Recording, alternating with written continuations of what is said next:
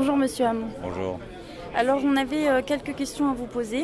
Pour commencer, quels seraient vos arguments principaux pour convaincre les étudiants en médecine à choisir la médecine générale comme spécialité? Je pense que pour moi c'est le métier de médecin le plus complet, et ce qui permet d'avoir des contacts avec les personnes dans leur vie, dans leur famille, la prise en charge du patient sur une longue durée.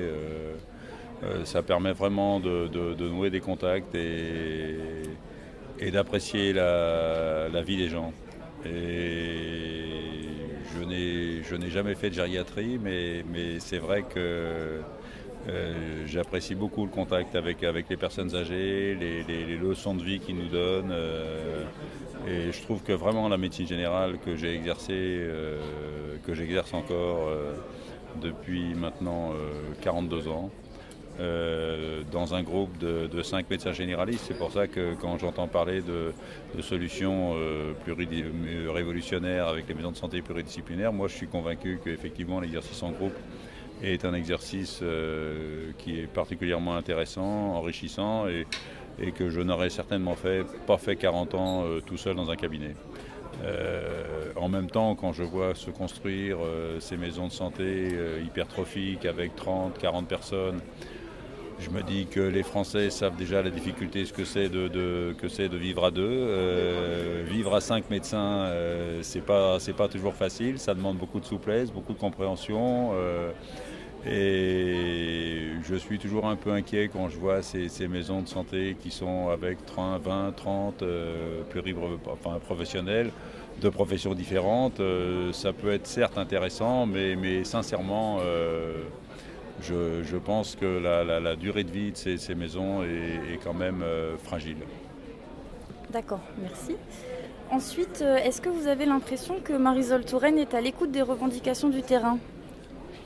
Écoutez, je pense que ça, c'est une question qu'on ne doit même pas poser. Ça fait 3 ans qu'elle n'écoute personne. Elle n'écoute qu'elle-même, je pense, et quelques-uns de ses conseillers qui sont tout aussi dogmatiques qu'elle. Franchement, on a perdu 3 ans. 3 ans, c'est long parce qu'il y avait une véritable urgence à faire une vraie réforme de santé, à éduquer la population au bon usage de l'hôpital, à faire en sorte que le médecin généraliste soit le médecin de premier recours, mais dans l'optique de Marisol Touraine, un médecin généraliste de premier recours, elle veut clairement mettre les spécialistes à l'hôpital. Et un médecin généraliste ne peut vraiment être efficace que s'il a un réseau de médecins spécialistes libéraux autour de lui, car en 40 ans d'exercice, j'ai les téléphones portables de tous mes correspondants libéraux, alors que je n'ai le portable que de 4 médecins hospitaliers. Donc, sincèrement, le médecin généraliste de premier recours, oui, qu'il y ait une vraie équipe de soins primaires, oui, mais il faut inclure dans les soins primaires les médecins spécialistes dont on a grandement besoin. Et ça, les patients s'en rendent compte, ils ont une souplesse d'exercice, ils ont une souplesse de réponse, une rapidité de réponse, et c'est une vraie garantie de qualité des soins. D'accord, merci. Ensuite, la dernière question. Quelle est votre position, votre point de vue par rapport au tiers payant généralisé? La position par rapport au tiers payant généralisé, elle est celle de la majorité des médecins libéraux de ce pays. On a tous été d'accord pour faire un tiers payant social. On le pratique tous dans nos cabinets. 98% des généralistes sont équipés en lecteur de carte vitale, ce qui fait que les patients sont crédités moins de 4 jours après avoir été débités, et encore, ils sont souvent crédités avant même d'avoir été débités quand ils payent par chèque ou avec une carte bleue à paiement différé.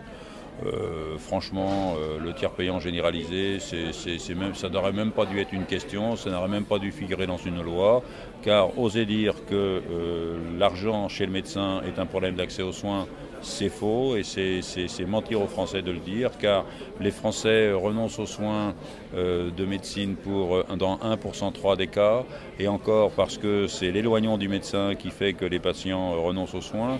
On sait tous que les Français renoncent aux soins dans 20% des cas, dans le cas des prothèses dentaires qui n'ont pas été revalorisées depuis 25 ans par l'État, et dans le cas des lunettes qui n'ont pas été revalorisées depuis 50 ans. Donc la responsabilité de l'État est grande dans le renoncement aux soins, et c'est encore faire preuve d'une grande malhonnêteté que d'accuser les médecins d'être responsables de l'accès aux soins, et qu'en tout cas faire le tiers payant chez les médecins, ce n'est pas ça qui va améliorer l'accès aux soins. Notre grande inquiétude, c'est qu'il va y avoir un problème d'accès aux soins en France. Ça va être de trouver un médecin libéral, car ce n'est pas avec cette loi de santé qu'on va encourager les jeunes médecins à s'installer. Encore une fois, pour moi, le métier de médecin généraliste, c'est un métier qui est un métier formidable, que je referai avec le plus grand bonheur.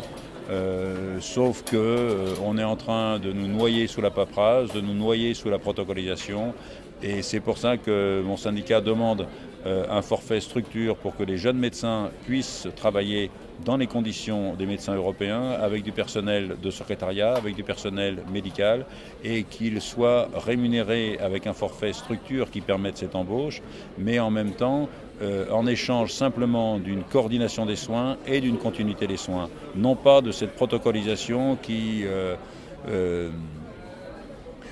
valorise l'hyper-administration, non pas avec cette hyper-protocolisation qui est la victoire de l'administration et des protocoliseurs en tout genre.